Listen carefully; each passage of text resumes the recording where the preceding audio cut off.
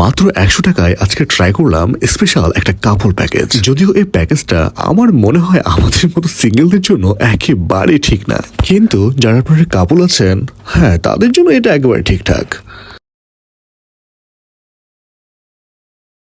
আজকে ঠিক বিকেল বেলাতে আমি একটু কাজে গিয়েছিলাম সানরাইল কোচিং সেন্টারে। সেখান থেকে বের হতে আমার চোখে পড়ে এই চাকচিক্য ফুডকার্টটি। ফুডকার্টটি দেখতে যেমন ছিল সুন্দর, নামটাও ঠিক তেমন ইউনিক। এর নামটা ছিল সোল কোরিয়ান রামেন।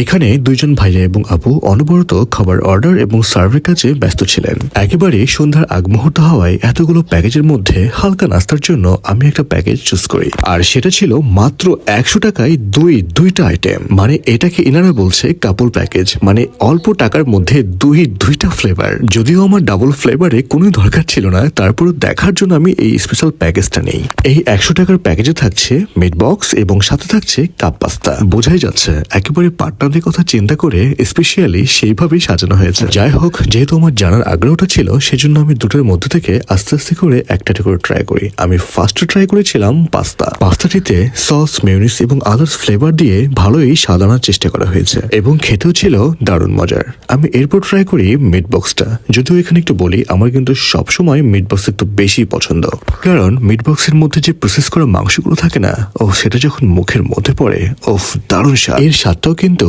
তার ব্যতিক্রম ছিল না। সবকিছু মিলিয়ে 100 টাকাতে খাবারগুলো খারাপ না। আপনিও কিন্তু চাইলে খাবারগুলো ট্রাই করে দেখতে পারেন।